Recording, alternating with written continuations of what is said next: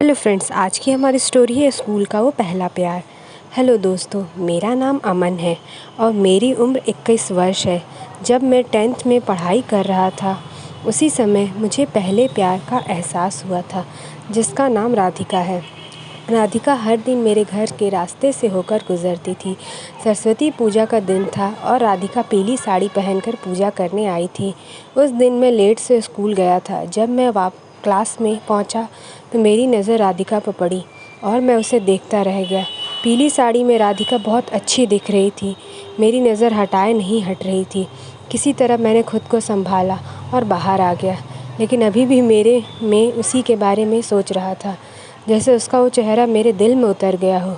किसी तरह मैंने खुद को संभाल रहा था।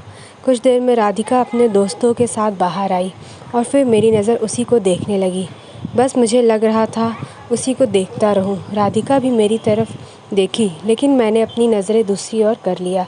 कुछ देर में पूजा शुरू हो गई और वो पूजा के स्थान पे चली गई। मैं भी उसके पीछे गया। पूजा के समय में राधिका को ही देखा जा रहा था, लेकिन खुद को कंट्रोल किया और पूजा समाप्त होने के बाद बाहर आ गया और राधिका के बाहर आने का इंतज़ार करने लगा।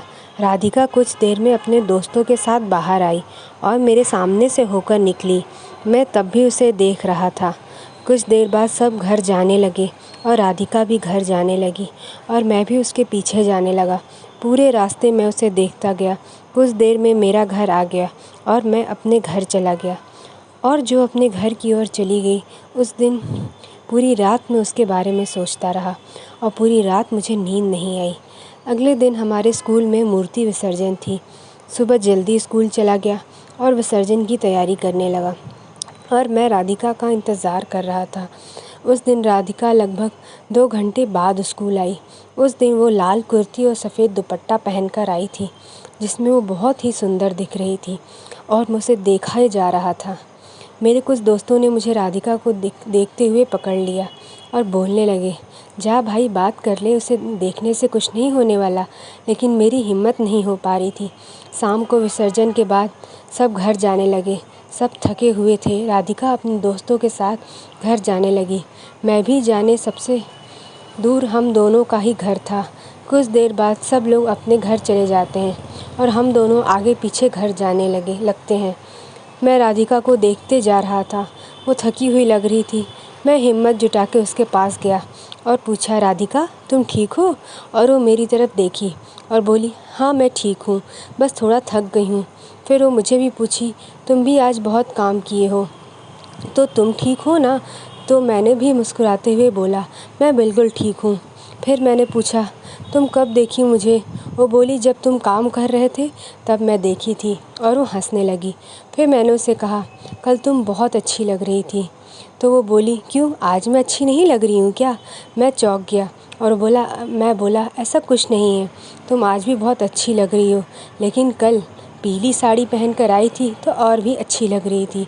यह सुनकर राधिका हंसने लगी और मैं भी। पूरे रास्ते हम लोग बात करते जा रहे थे। राधिका ज़्यादा थकी हुई लग रही थी। मुझे लग रहा था उसका हाथ थाम लूँ। कुछ देर में मेरा घर आ गया और मैंने राधिका से पूछा, मैं तुम्हें घर तक छोड़ दूँ? तो बोली, नहीं, मैं खुद चली जाऊँगी, तुम जाओ। और वो अपने घर चली गई। अगले दिन स्कूल जाना था तो कुछ देर से मैं स्कूल जाने के लिए तैयार हो गया और राधिका का इंतज़ार करने लगा। मैंने उसे दूर से ही आते हुए देख लिया और धीरे धीरे जाने लगा। वो पास आई तो बोली, स्कूल नहीं जाना है क्या? को इतने धीरे धीरे जा रहे हो, किसी का इंतज़ार कर रहे हो? तो मैंने मुस्कुराते हुए कहा, ऐसा कुछ नहीं है, और बात करते हुए साथ जाने लगे। उसके बाद हम लोग हर दिन साथ ही स्कूल जाने लगे। मैं राधिका से प्यार करने लगा था, लेकिन मैं उसे बता नहीं पा रहा था। राधिका हर दिन लंच में कुछ न कुछ लाती थी तो मुझे भी देती थी। मेरा प्यार उसके लिए और बढ़ने लगा था और मैं उसे बोल नहीं पा रहा था। एक दिन मेरी तबीयत ख़राब हो गई और 2 दिन स्कूल नहीं जा पाया। ठीक होने के बाद अगले दिन स्कूल जाने के लिए तैयार होकर राधिका का इंतज़ार कर रहा था। मैं धीरे धीरे जा रहा था। कुछ देर में राधिका आई और बिना कुछ कहे मेरे पास से निकल गई। 2 दिन हो गए, राधिका मेरे से बात तो क्या, देख भी नहीं रही थी और दूर रहने लगी। जिससे मैं उसे कुछ बोल भी नहीं पा रहा था। मैं बहुत परेशान हो रहा था जब लंच के सभी लोग बाहर चले गए और मैं वहीं बैठा रहा।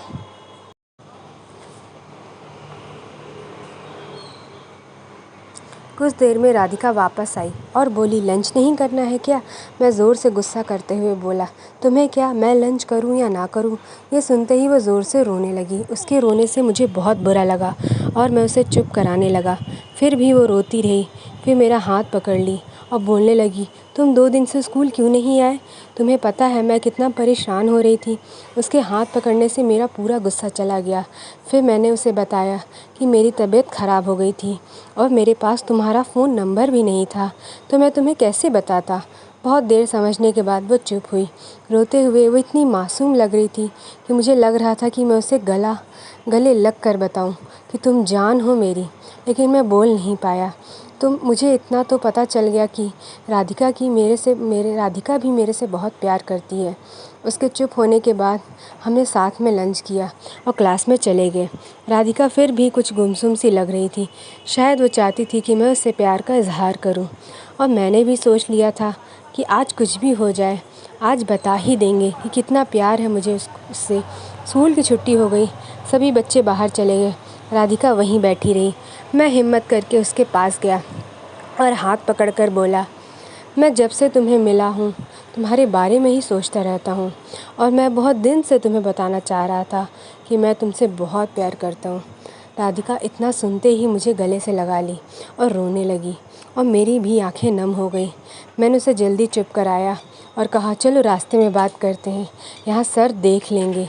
उसके बाद राधिका मेरा फ़ोन नंबर लिया और कहा, मेरे फ़ोन का इंतज़ार करना, और वो अपने घर चली गई। घर पहुँचते ही उसने मुझे कॉल किया और बताने लगी कि मैं बहुत परेशान हो गई थी तुम जब स्कूल नहीं आ रहे थे। फिर वो बताई कि जब तुम सरस्वती पूजा के दिन मेरे साथ आ रहे थे, मुझे बहुत अच्छा लग रहा था। मैं उसी दिन से तुम्हें देखने लगी थी। उसके बाद हमारी बात हर दिन होने लगी। तो कैसी लगी आपको हमारी राधिका की कहानी? हमारे चैनल को लाइक एंड सब्सक्राइब ज़रूर कीजिएगा। Bye bye, happy ending.